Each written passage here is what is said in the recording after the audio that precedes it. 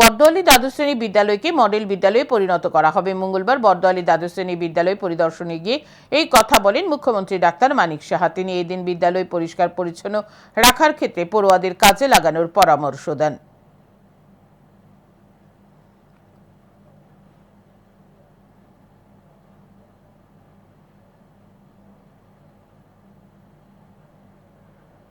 বর্দোয়ালি দ্বাদশ শ্রেণী বিদ্যালয় সরজমিনে পরিদর্শন করলেন মুখ্যমন্ত্রী ডাক্তার মানিক সাহা।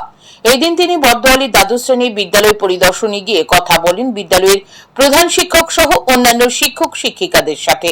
পরে তিনি সংবাদ মাধ্যমের মুখোমুখি হয়ে জানান, বর্দোয়ালি দ্বাদশ শ্রেণী বিদ্যালয়কে মডেল বিদ্যালয়ে পরিণত করা হবে। তাহলে এই বিদ্যালয়কে দেখে অন্যান্য বিদ্যালয়গুলিও মডেল বিদ্যালয়ে পরিণত হবে। বিদ্যালয়ের প্রধান শিক্ষিকা যে সকল সমস্যাগুলির কথা বলেছেন সেগুলির সমাধান করা হবে। বিদ্যালয়কে পরিষ্কার পরিচ্ছন্ন রাখার জন্য পড়ুয়াদেরকে কাজে লাগানোর পরামর্শ দেন মুখ্যমন্ত্রী। পাশাপাশি তিনি বলেন, ভালো জিনিসগুলি গ্রহণ করা উচিত। বিদ্যালয়ে বাউন্ডারির কাজ চলছে, গ্যালারি নির্মাণ করা হবে। দুর্গাপুজোর পরে কাজ শুরু করা হবে, তবে সময় কম, কাজ বেশি বলে অভিমত প্রকাশ করেন মুখ্যমন্ত্রী। সুন্দর একটা স্কুল, আপনি মডেল স্কুল বানান, এটাকে একবার করার দরকার। যদি প্রয়োজন হয় তাহলে এজেন্সি লাগান, এজেন্সি দিয়ে এটাকে একটা বানিয়ে আমাকে দিন।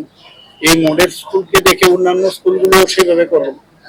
আমি সেটাই বললাম, পড়াশোনা তো আছে, পড়াশোনার সাথে সাথে সুন্দরতার বিষয় রয়েছে, একটা পরিবেশের বিষয় আছে। এখানে যেমন প্রধান শিক্ষিকা যিনি আছেন উনি বলেছেন যে প্রেয়ারের সময় বাচ্চাদের রৌদ্র লাগে, এগুলো তো এখন সুন্দর। আমরা যে ট্রান্সপারেন্ট শীট লাগে এগুলো আরামসে করা যায়, এগুলো করে দেবো।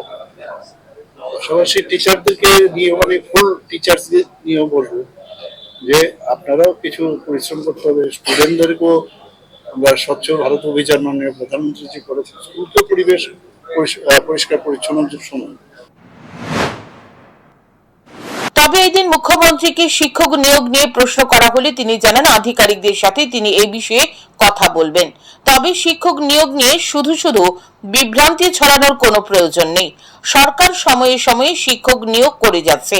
এই দিন মুখ্যমন্ত্রীর সাথে ছিলেন শিক্ষা দপ্তরের অধিকর্তা, পশ্চিম জেলার জেলা শাসক, সদর মহকুমার মহকুমা শাসক সহ অন্যান্য আধিকারিকরা। Bureau report, news today.